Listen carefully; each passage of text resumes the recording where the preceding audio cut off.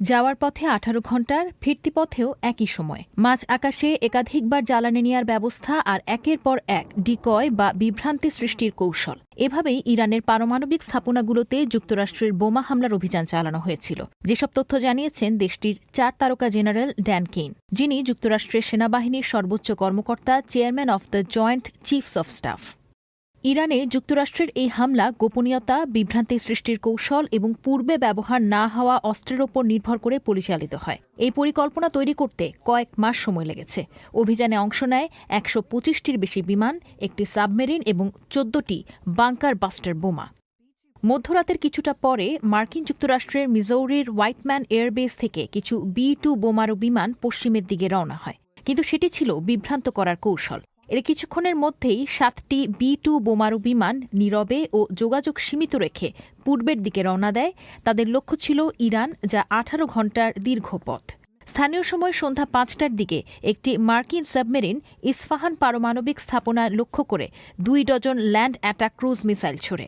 প্রায় 1 ঘণ্টা পর বোমারু বিমানগুলো ইরানের আকাশসীমায় প্রবেশ করে এবং সেখানে বিভ্রান্তিমূলক বিভিন্ন কৌশল ব্যবহার করা হয়। সন্ধ্যা 6টা 40 থেকে 7টা 5 মধ্যে ইরানের 3টি পারমাণবিক স্থাপনা নাতাঞ্জ, ইস্পাহান ও ফোর্দো হামলার শিকার হয়। হামলার পর ফোর্দো পারমাণবিক সমৃদ্ধকরণ কেন্দ্রের ধ্বংসাবশেষ স্যাটেলাইটে তোলা ছবিতে এমন দেখাচ্ছিল। ফোর্দো ইরানের একটি ভূগর্ভস্থ পারমাণবিক সমৃদ্ধকরণ কেন্দ্র।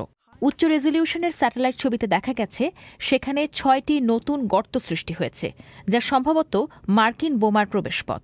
এখানে বড় ধরনের বিস্ফোরণের চিহ্ন নেই, কারণ এই বোমাগুলো প্রবেশের সঙ্গে সঙ্গে বিস্ফোরণের জন্য তৈরি করা হয়নি, বরং এগুলো ভূগর্ভস্থ গভীরে বিস্ফোরণের জন্য ডিজাইন করা হয়েছে। পাহাড়ের ঢালে ছড়িয়ে থাকা ধূসর ধুলোর স্তর থেকে বোঝা যায় বিস্ফোরণের কনক্রিটের ধ্বংসাবশেষ বাইরে ছিটকে এসেছে। ইস্পাহান পারমাণবিক স্থাপনার ছবিতেও ক্ষয়ক্ষতির কিছু আলামত দেখা গেছে। নাতাঞ্জের ছবিতেও একটি গর্ত দেখা যায়। এই দুটি পারমাণবিক স্থাপনা আগেও ইসরায়েলের হামলার শিকার হয়েছিল।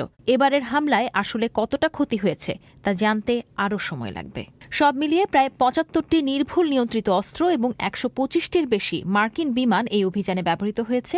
এ সম্পর্কে যুক্তরাষ্ট্রের প্রতিরক্ষা মন্ত্রী হেকসেথ দাবি করেছেন, এই অভিযান ইরানের পারমাণবিক সক্ষমতার ওপর প্রভাবশালী ও পরিষ্কার ধ্বংসযজ্ঞ চালিয়েছে। তবে হামলার পুরো ব্যাপ্তি বোঝা এখনো বাকি। বিশেষ করে বাংকার বাস্টার বোমাগুলো আসলে কত গভীর পর্যন্ত প্রবেশ করেছে তা জানতে আরও ফুটেজ প্রয়োজন হবে। বিশেষ করে ইরানের মূল পারমাণবিক স্থাপনাগুলোর ভেতরের অবস্থা বুঝতে হলে আরও তথ্য উপাত্ত প্রয়োজন।